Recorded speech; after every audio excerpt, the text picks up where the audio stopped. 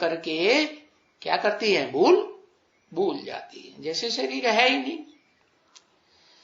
तो फिर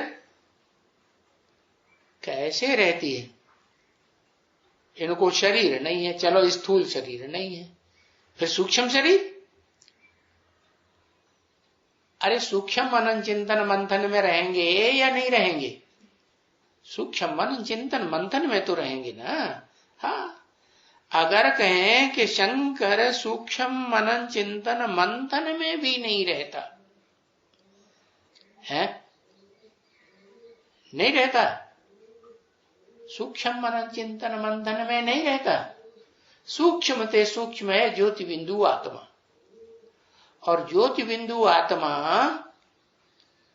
इतनी सूक्ष्म है कि शास्त्रों में तो लिखा है, गीता में, अचिंत्य, उसका चिंतन भी करने योग्य नहीं है, उसको सोच भी नहीं सकते, इतनी सूक्ष्म है।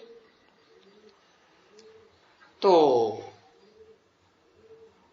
ऐसी आत्मा को फिर सुप्रीम सोल परम पिता के समान कहेंगे? अरे कहेंगे? सुप्रीम सोल तो अचिंत्य है, उसका इतना सूक्ष्म है कि उसका चिंतन ही नहीं किया जा सकता है। तो समान कैसे कहेंगे? समान तो तब कहें कि सुप्रीम सोल परम पिता शिव अचिंत्य है, तो जिसको समान बनाएगा आप समान, वो भी कैसी स्टेज धारण कर ले? अचिंत्य, जिसका चिंतन कोई कर ही न सके। हाँ, क्योंकि संपूर्ण उसका जैसा चिंतन है कर सकेगा तो वैसा ही बन जाएगा कि नहीं? जैसे वो याद करेगा वैसा ही बन जाएगा।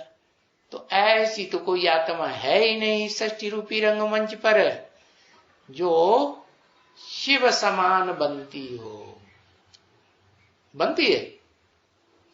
एक है इस सृष्टि रूपी रंगमंच पर, जिसको कहते हैं शंकर, और बाबा कहते हैं इनको सूक्ष्म शरीर नहीं है?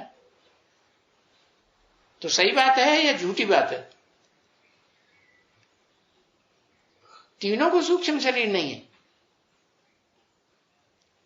अरे कोई जवाब नहीं, बाबा नहीं जवाब दे।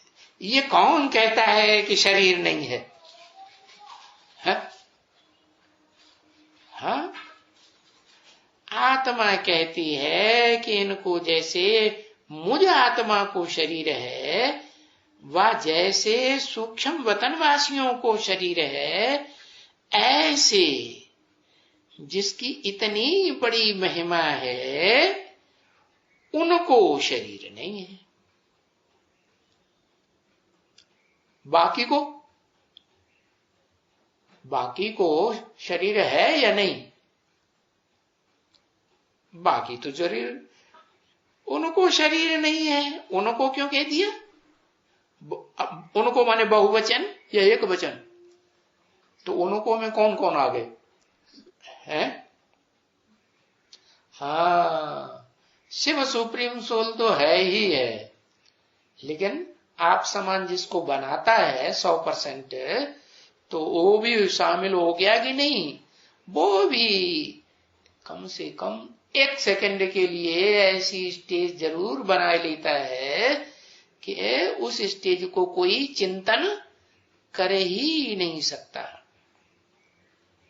तो उनको शरीर नहीं है, दो आत्माओं को, एक सुप्रीम सोल को और एक स्थूल। स्थूल शरीरधारी भी है, सूक्ष्म शरीरधारी भी है, और फिर ऐसा भी स्टेज धारण करता है कि न सूक्ष्म शरीर न स्थूल शरीर है, और ऐसा कारण शरीर धारण करता है कि वो चिंतन ही नहीं किया जा सकता। तो इससे सिद्ध होता है कि निराकार की, जिसको कोई भी आकार या साकार नहीं है,